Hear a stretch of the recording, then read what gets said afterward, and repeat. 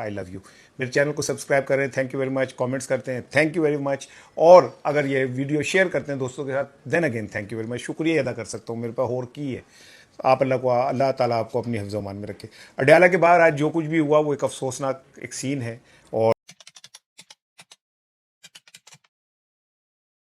और मैं समझता हूँ कि पाकिस्तान की सियासी हिस्ट्री में ये जो दिन है ये कभी नहीं भुलाए जा सकते। अडयाला के बाहर आज का दिन कभी नहीं भुलाया जा सकता।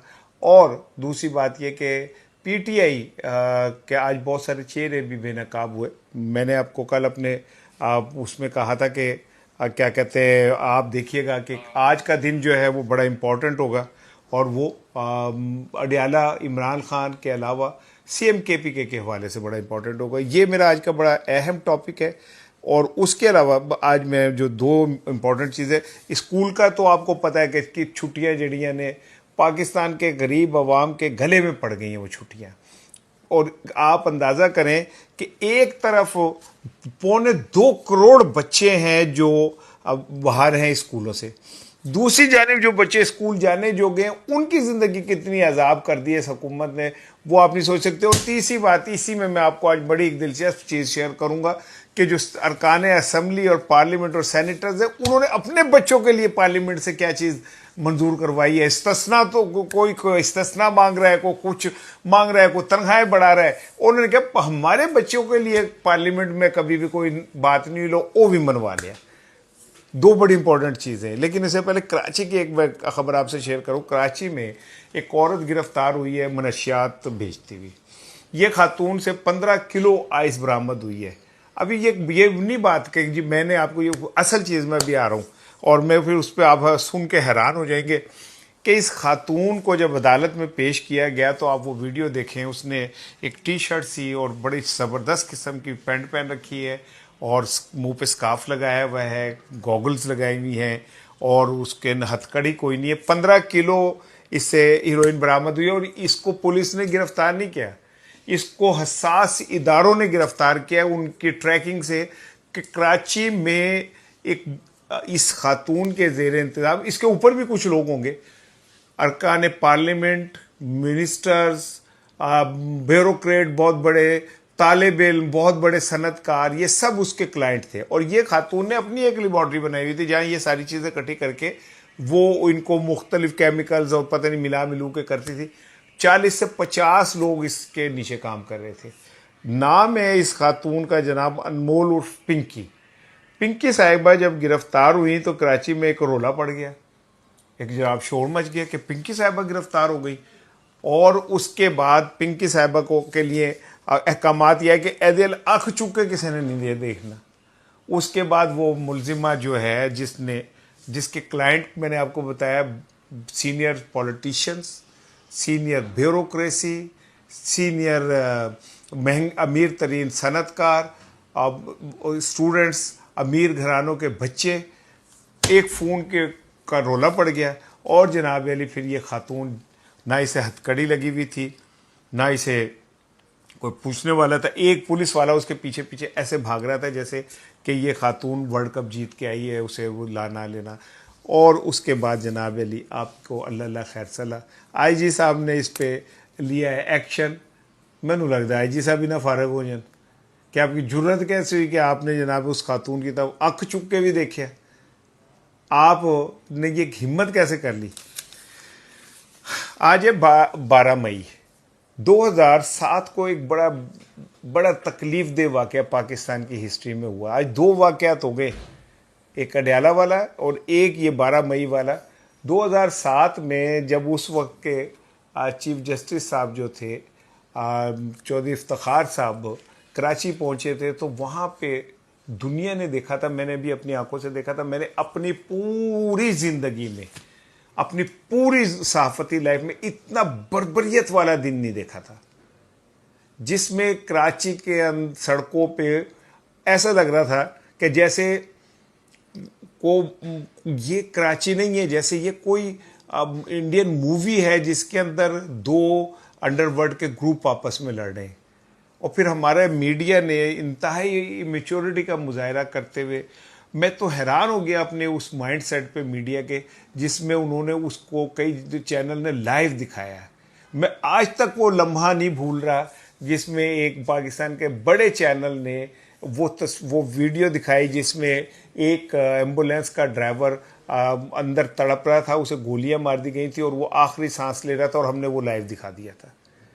इतनी बर्बरियत हुई थी।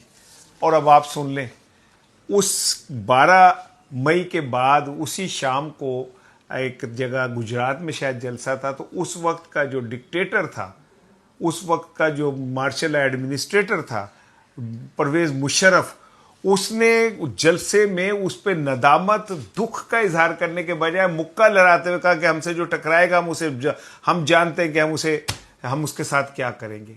एंड मुशर्रफ का आज तक कुछ नहीं हो सका। वो अल्लाह ने इंतकाम ले लिया उससे। उसने मुशर्रफ को एक ऐसी बीमारी दी जो दुनिया में बहुत रेयर है, जिसका इलाज ही मुमकिन नहीं है। लेकिन हमारी अदालतों ने नहीं उसको की तरफ आंख उठा के देखा। हमारी अदालतों ने नहीं उसको क्या कहते हैं किसी किस्म की, और अगर अदालतों ने कोशिश भी की, कुछ जजेस ने, फिर होना था जो कुछ होना था नाल हुआ, वो भी सारी उम्र पाकिस्तान में याद रहेगा। ये 2 दिन थे। अब आ जाइए आप अडयाला की तरफ। अडयाला में अगर आप इजाज़त दें तो एक जुमला मैं अता तारड़ साहब के लिए कहना चाहता हूँ। वज़ीर इत्तलात हैं, मैं बहुत तनकीद करता हूँ अता तारड़ पे, मुझे उनकी पॉलिसी से सख्त नफ़रत है। लेकिन अता तारड़ ने एक काम ऐसा किया है कल, जिससे मैं चाहता हूँ कि मैं अता तारड़ को इस पर सलूट पेश करूँ, और वो इसके मुस्तहिक है। सुनो टीवी ने अपने चैनल से 170 लोगों को चैनल से निकाल दिया है। अब ज़रा सोचिएगा आप, अभी एक बड़े चैनल से एक बंद को निकाला गया ना MCR से, तो कहते हैं कि उसे हार्ट अटैक हुआ, वो मर गया अगले दिन। इस महंगाई में 170 लोगों को बेरोज़गार करना को मतलब आप सोचिए कितना खौफनाक काम है।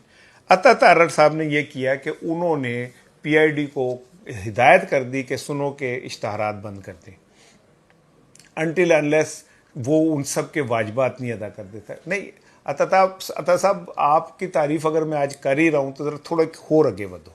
आप ये पाबंद करें कि लोगों को बगैर नोटिस पीरियड के नहीं निकाला जाएगा, और नोटिस पीरियड में भी वजह बताई जाएगी कि क्यों निकाला जा रहा है। यार, ये लोगों का कोई हक नहीं है इस मुल्क के ऊपर। इस आईने पाकिस्तान में उनके लिए कोई तहफ़्फ़ुज़ नहीं है। मैंने अता तारड़ साहब अपने तमाम तर सियासी इख्तलाफात एक साइड पर रख के आपकी तारीफ़ की है। आप ये वाला काम भी ज़रूर करें। आज अडयाला के बाद मैंने आपको कल कहा था कि CM KPK के ऊपर जितना प्रेशर आ चुका है और जितना उनके ऊपर दबाव है कि वो इस्टेब्लिशमेंट के साथ मुका कर चुके हैं, और जो उनका लहजा पहले था वो अब वो नहीं है, और जो ऐलानात वो पहले कहते थे वो अब नहीं है। उनकी पहली तकरीर थी मैं इश्क़ इमरान में मारा जाऊंगा, लेकिन ओदे बाद वो मरन तो बचन ली। पता नहीं, मरने के लिए अल्लाह ताला सबकी हिफाजत करे भाई, मैं तो दुआ ही दे सकता हूँ।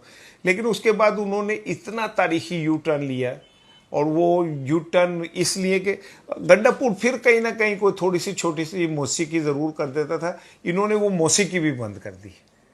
और मुझे कहने में कोई हर्ज नहीं है कि इस वक्त PTI की सारी क़यादत इस आस में बैठी है कि इस्टेब्लिशमेंट उन्हें कोई थोड़ा सा रास्ता देगी। कभी उन्हें ये बताया जाता है कि जी ये सिस्टम लपेटा जाने लगा है, आसिफ अली जरदारी रिज़ाइन करेंगे, शहबाज शरीफ फारिग हो जाएंगे, फिर एक नया सिस्टम आएगा, उसमें कौमी हुकूमत बनेगी, उसमें PTI को भी हिस्सा मिलेगा।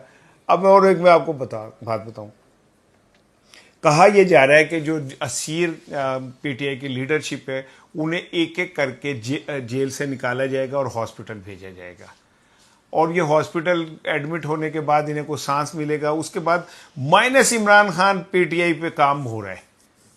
PTI के कुछ सीनियर जो लीडर हैं वो इस्टेब्लिशमेंट के साथ ऑन बोर्ड हैं, और वो कोशिश ये कर रहे हैं कि इमरान खान के बगैर झांसा क्या दिया जाएगा, वो ये दिया जाएगा कि जी हम पहले अपने तो देखो जी हम पे मुकदमात हैं, गिरफ्तार हैं, देखो जी पीटीआई की कोई वजह नहीं, ये लीडरशिप जो बैठी हुई है ये तो कुछ करने जोगी नहीं है, पहले हम ज़रा अपने पैर ज़मीन पे रखें ताकि हमें इस सिस्टम में स्पेस मिल जाए, फिर हम इमरान खान के लिए बाहर निकलेंगे। ये एक ऐसा झांसा है जिसके अंदर वर्कर को ट्रैप किया जाएगा। इसमें पीटीआई के बहुत सारे सीनियर लीडर्स भी जो हैं वो मौजूद है। आपको याद होगा फवाद चौधरी साहब और क्या कहते हैं मौलवी महमूद अहमद, इमरान इस्माइल, इन सब ने भी ये अटेम्प्ट की थी। इन्होंने तो मुलाकातें तक कर ली थी, शाह महमूद कुरैशी से मुलाकात हो गई थी, इनकी कोट लखपत के असीरों से मुलाकात हो गई थी, और वो यही वाला एजेंडा लेके आए थे। स्टैब्लिशमेंट पिछले कई दिनों से एक ही अटेम्प्ट कर रही है कि माइनस इमरान खान पीटीआई को खड़ा किया जाए। अब इस सूरत हाल में अब सीएम केपी पे बहुत ज़्यादा प्रेशर है और उनको ये कहा जा रहा है कि जी आपको तो इमरान खान ने ओपनिंग बैट्समैन के तौर पे उतारा था, तुसी शाहिद अफरीदी हो गए, हमने अफरीदी आपको बनाया था ओपनिंग बैट्समैन वाला, आप अब वो वाले अफरीदी हो गए जो 0 पे 0 किए जा रहे, अंडे ते अंडा करी जा रहे। कहाँ गया वो आपका आज़ादी और मौत वाला वो, और कहाँ गए वो सारे। इन सारी सूरत हाल में कुछ दिन पहले आपको याद होगा अलीमा खानम ने ऐलान किया, बल्कि वो दुहाई देती रही मुँह, लेकिन दुहाई पे कोई तवज्जो नहीं दे रहा था कि मेरा भाई अकेला रह गया है, जुमेरात को कोई मिलने नहीं आता, मंगल को हम बहनें इकट्ठी होती हैं तो बस होती हैं। उन्होंने 10,000 दफ़ा कहा कि 10,000 बंदे इकट्ठे कर दो तुम अडयाला, लेकिन इस क़यादत ने 10,000 बंदे इकट्ठे नहीं होने दिए। आप इस बात को समझे कि इस क़यादत ने 10,000 बंदे इकट्ठे होने ही नहीं दिया अडयाला के बाहर। हो सकते थे, ये कोई इतनी बड़ी बात नहीं थी। आलिया हमजा ने जो प्लान किया था वो काफ़ी काम भी कर रहा था, लेकिन फिर आलिया हमजा को भी साइड पे कर दिया गया और कहा यह जाता है कि उनको मुखबरी के ऊपर गिरफ्तार कराया गया। ऐसे एक मुखबर बड़े ने इट पुटो तो मुखबर निकल आता है, इसलिए पीटीआई के विच हर बंदा घबराया रहता कि नाल वाली ना मुखबर हो। मेरे एक दो दोस्त हैं जाफरी साहब न्यूयॉर्क से या वाशिंगटन से, उन्होंने मुझे फ़ोन किया कि भाई मैं आपका बड़े शौक से वीलॉग देखता हूँ, अब तुम पंजाबी बोल दो। मैंने कहा भाई बात यह कि पंजाबी मैं बोलता नहीं, मेरे मुंह जो निकल जाती है, मुझे इतना मेरे अंदर पंजाबी जो है वो एक छुपा हुआ है। मैं हालांकि उर्दू स्पीकिंग हूँ, कराची से हूँ, लेकिन आई लव पंजाबी, तो मैं इसलिए पंजाबी को उर्दू में ट्रांसलेट भी करता रहता हूँ ताकि कहीं अगर आप लोगों को ये हो कि यार ये क्या है कि कह रहे थे, मैं दादा कि भाईजान मैं ये कह रहा हूँ। एनीवे, अब आफरीदी साहब जो हैं उनके ऊपर जब ये प्रेशर आया, फिर अलीमा साहिबा ने कहा कि आफरीदी साहब अगर आप इमरान खान से इतनी मोहब्बत करते हैं तो आप अडयाला मंगल को पहुँचे। अब इतलात नहीं बल्कि कन्फर्म आज जो हैं आफरीदी साहब अपने वुज़रा के साथ अडयाला पहुँचे। वो सलमान अकरम राजा भी थे, इंतज़ार पंजोता भी थे, और भी लीडरशिप थी। एक अरसे बाद, ये मानना पड़ेगा, एक अरसे बाद अडयाला के बाहर एक बड़ा शो हुआ है और एक अरसे बाद स्ट्रेंथ जो है वो नज़र आई है। गो पंजाब की पुलिस पूरी तरह तैयार थी, गो क्या कहते हैं वाटर कैनन तक तलब कर ली गई थी, लेकिन जो अब आखिरी इतलात आई हैं, मैं चूँकि अब आपसे जो वीलॉग कर रहा हूँ ये मैं अपनी आखिरी इतलात के उस पर कर रहा हूँ। वक्त ख़त्म हो गया मुलाकात का, मुलाकात तो होनी नहीं थी, वो तो सानू पहले भी पता सी कि एडी बड़ी गल है ये कौन सी इतनी बड़ी बात है, हमें पता था कि मुलाकात नहीं होनी, लेकिन कम से कम एक पीटीआई ने वहाँ पे एक शो करने में कामयाब हो गई। अफरीदी थे, बाकी क़यादत थी, और बल्कि इन लोगों ने अलीमा खानम को बहुत एहतराम दिया और वहाँ पे कहा यह जा रहा है कि जनाब अली क्या कहते हैं, नारे लगे तेरी माँ मेरी माँ, अलीमा माँ अलीमा माँ। अलीमा खानम का इमेज जो है ना वो ज़रा डिफरेंटली सामने आ रहा है। अलीमा खानम ने जो लीडरशिप के बहुत सारे मराहिल हैं वो बहरहाल तय करती है। मैं आपको बार बार ये कह चुका हूँ कि ना मैं अल्लाह की कसम आज तक अलीमा खानम से मिला हूँ, ना फ़ोन पे मेरा कभी उनसे रब्ता हुआ है, ना मेरा कोई इनडायरेक्ट रब्ता हुआ है, लेकिन इसमें कोई शक नहीं है कि इमरान खान के लिए अलीमा खानम ने जो कारनामा अंजाम दे दिया है वो कारनामा को भूल नहीं सकता। अदरवाइज़ यहाँ की जो ये क्या कहते हैं अब बाकी लीडरशिप थी, इनका तो बस चलता तो मेरे भाई मैं आपको बताऊं कि इमरान खान का नाम आज एक बस माजी के लीडर के तौर पे होता, क्योंकि इनको जो अरकान असम्बली हैं पीटीआई के तनख्वाहें मिल रही हैं, टीए डीए मिल रहा है, इन्होंने की लोड़ है कि वो जनाब अली वो इमरान खान के लिए तहरीक चलाए या कुछ करें। मैं ना एक वो निकाल रहा हूँ आपके लिए, मैंने ज़रा रखा हुआ था कि पाकिस्तानी बच्चे जो हैं वो कितने दिन स्कूल जाते हैं, कितने दिन उनकी तालीम होती है। और ये सिस्टम जो है, 2.25 करोड़ बच्चे तो स्कूलों से बाहर हैं, 3.25 करोड़ बच्चे। उसके बाद ये सिस्टम जो है, आप अंदाज़ा करें कि मैं अब आपको सुनाता हूँ। 22 मई से स्कूल बंद हो रहे हैं, 24 अगस्त तक बंद रहेंगे, 3 महीने ये हो गए। अब आप सुने जाएं, कहते हैं कि 1 जनवरी से 31 अगस्त तक कुल 243 दिनों में 173 छुट्टियां हुई हैं। 243 दिनों में 173 छुट्टियों का मतलब है कि बच्चों ने सिर्फ 70 दिन स्कूल गए। और आगे से वो कहते हैं कि पिछले साल नहम दम का तालीमी सेशन सिर्फ 130 दिनों पर था। अब स्कूल सिलेबस मुकम्मल करने के लिए आपको 220 दिन चाहिए होते हैं। ए पिया थोड़ा एजुकेशन सिस्टम। और ये जो नाहल हुकूमत है, पहले इसने पंजाब के स्कूल जो है वो प्राइवेटाइज किए, अब कहा जा रहा है कॉलेज भी प्राइवेटाइज किए जाएंगे। और जो वो बच्चे प्राइवेट स्कूलों में पढ़ते होते हैं उन्हें वालदेन तो रूल गए, 3 महीने की तंग फीसें भी देनी है उन्होंने। वो जो टैक्सी वाला है, जो रिक्शे वाला है, उन्हें लेके जाता है, उन्होंने भी पैसे पूरे लेने, माफ़ी कोई नहीं जे देनी। और बच्चों ने क्या पढ़ना है, कख। उनमें वो बीमार हुए हैं, ये हुए हैं, वो वक्री बात है। और सेनेट के अंदर पीपल्स पार्टी के मोहम्मद अब्दुल कादिर साहब ने एक क्या कहते हैं बिल पेश किया है, जो कमेटी के सुपुर्द हो गया। उन्होंने कहा जी साढ़े बच्चों को भी ब्लू पासपोर्ट दो। ये तो जुल्म है कि हमारे बच्चे ब्लू पासपोर्ट के बगैर, उन्हें भी ब्लू पासपोर्ट दिया जाए, ताकि दुनिया में पता चले कि भाई वो ताकतवरों के बच्चे हैं। साढ़े बच्चे मरन ले, साढ़े बच्चे रूलन ले, उनके बच्चों को भी ब्लू पासपोर्ट भी जो है वो दिया जाए, क्योंकि भाई वो उतार हैं, वो तो ऊपर से उतरे हुए लोग हैं। और ये जो गरीब बच्चे हैं, ये भूखे बच्चे जो, इनकी तो कोई दुनिया नहीं है, जिंदगी कोई नहीं है। इन्होंने जीन मरन इनको क्या फ़र्क पड़ता है। इस जुम्मे को कहा जा रहा है 42 रुपये मजीद पेट्रोल बढ़ने जा रहा है। ज़रा लंगर लोंगोड़ कस लेना, तगड़े हो जाए ना। जुम्मे को 42 रुपये और बढ़ने जा रहे हैं, जिसका मतलब होगा कि पता नहीं तो 550 तो 450 रुपये तक पेट्रोल चला जाएगा। पाकिस्तान तरक्की तो कर रहा है, मनो ऐसे मनोगे कि तुसी पाकिस्तान तरक्की कर रहा है। और जनाब अली, इस तरक्की में पाकिस्तान का कोई दूर दूर तक कोई जोड़ नहीं है। सुबह बात होगी।